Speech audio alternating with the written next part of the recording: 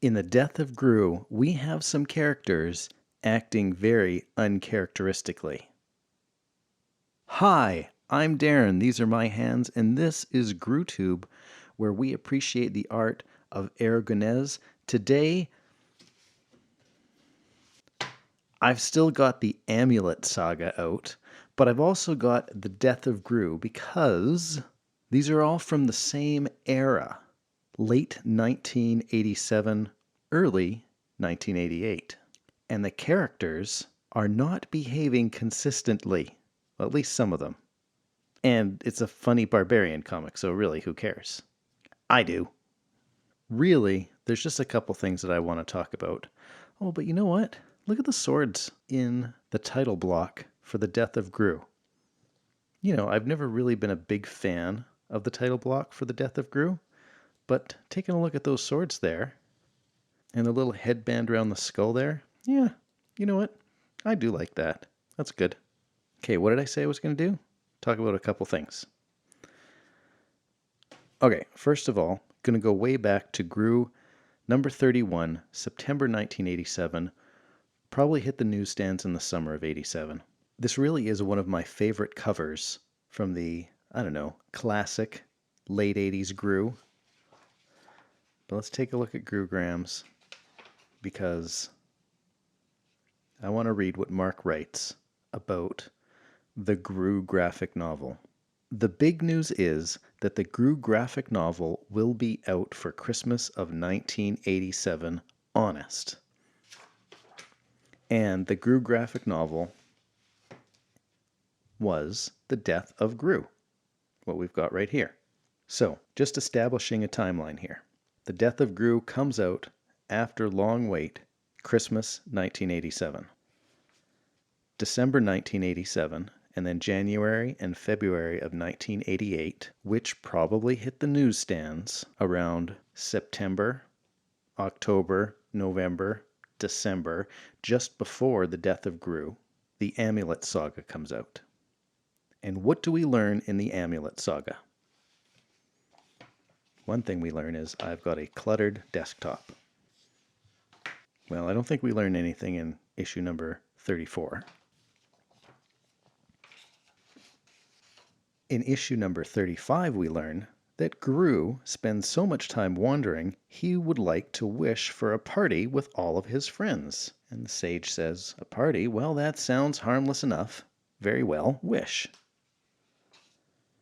So Groo wishes that all of his friends were here, and nobody shows up, right? Groo says, it did not work. Sage says, yes, it did. We are all here. Try phrasing it another way, Groo. Who is here? Well, of course, Rufferto is here, the sage is here, and Mulch is here. This implies that Groo's only friends are Rufferto, the sage, and Mulch. And I have a hard time believing that Mulch is Groo's friend. Okay.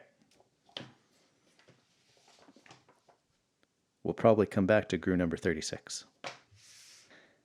In the Death of Groo, which probably hit the newsstands right around the same time.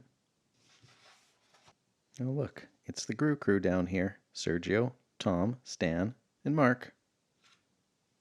Copyright 1987, Sergio Aragonés. Yes, this is a first edition with really not awful, but poor quality, badly aligned outlines. I don't know. Maybe it is awful. You know what's interesting, though, too? When you look at the drawings, when you look at the art, like take a look at this guy's nose. Like, obviously things are not lined up well here for the outlines, but Stan's lettering is pretty crisp. Look at Groo on this side. Poorly aligned, but you know, the stuff in the middle of the frame, the middle of the page, it's pretty crisp looking. I really am interested to know not just what went wrong here, but how it went wrong. It is a very strange, poor print job. Anyway, one of the things that happens in the Death of Groo is that Groo comes to the aid of Sylva. No one treats a woman that way while I Groo am about. This guy's being a big jerk. And Sylva recognizes Groo's kindness. Gee, I thought he was kind of sweet. And of course, at the end, Groo states, Groo has no friends here. And the minstrel says, I disagree with what you see. It's time that you awaken. So look behind and you will find that you are quite mistaken. And it's Sylva. Who's Groo's friend? Sylva is Groo's friend. Groo, I somehow feel you are why the tyrant is gone. You do not hate me? Smack! So there you go. I think this establishes pretty well that Groo does have a friend in Sylva. But more than that, let's get to Groo's funeral here. Okay, everybody has to go to Groo's funeral. And at Groo's funeral, the priest says, we shall now hear from the friends of Groo. Let them come forward and speak. Wanders away, empty. Is anybody coming up? No friends? Then let us hear from those who did not hate him. Nobody? All right, let those who hated him come forward. Me first. No, me. I want to speak. So, it's easy to see here that Groo does not have many friends. Not Pal, not Drum, not Taranto, not Arcadio, not Gravito, not Gruella, not Arbra and Decarbra, not the Sage and Mulch. Sage had the opportunity to speak as Groo's friend, to even speak as one who does not hate Groo. He didn't take the opportunity. Let those who hated him come forward. And the Sage is there. And he certainly doesn't have anything flattering to say about Groo. The brave and gallant warrior never truly dies. But this is Groo. Like I said. Okay, Sage, how does that jive with issue 35, where you're supposed to be his friend? Actually, there's one other thing that we need to point out, and that is how Minstrel behaves. When Groo's funeral is announced, and everybody is compelled to attend, Minstrel makes this comment. I have to hide that deep inside, I'm one of those romantics, but not one bit can I admit. I'll miss his silly antics. So, while Minstrel does not speak at Groo's funeral, either as a friend, as someone who didn't hate him, or as somebody who did hate him, he does tip his hand and his heart a little bit here, admitting that at the very least, he will miss Groo. I wonder if there's some implication here on the last pages even. Perhaps Sylva isn't the only one who is a friend of Groo. In fact, if we take a look at the headstock of Minstrel's lute right here, the Roman word pax is engraved on a scroll. Peace. Is that indicating the Minstrel's relationship with Groo? That they are friends, or at the very least, Minstrel is at peace with Groo? I'll just put it out there. And that's a fantastic back cover.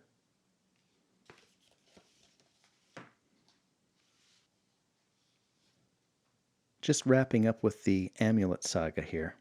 I know I'm all over the place in this video. This is really the story of Rufferto bringing out the best of Groo, but it also is a story of the reconciliation between Groo and Minstrel. Even though these stories were published around the same time, we've been told that the death of Groo takes place well before Rufferto became Groo's companion. So, at the time of the Amulet Saga, I would have thought that Sylva should appear in this panel as well. Of course, she couldn't appear in that panel because we hadn't been introduced to her yet. But in reality, I think Sylva is a friend of Groo, and she probably does belong here. In fact, more people do probably belong here, standing beside Groo as his friend. I think by the end of issue 36, the Minstrel would stand alongside Groo as well. Anyway, a bit of a strange, disjointed, fan theory analysis kind of video this time around. I hope you enjoyed it. And if you did, if you like these kind of videos where we appreciate the art of Sergio Aragonés, his art in cartooning, his art in storytelling, please consider subscribing to this channel. And if you've already subscribed, please make sure that you have turned on notifications so I can tell you as soon as I've got a new video out. Give me a thumbs up, leave a comment below. That would be fantastic. I will see you next time, friends, with another GrooTube.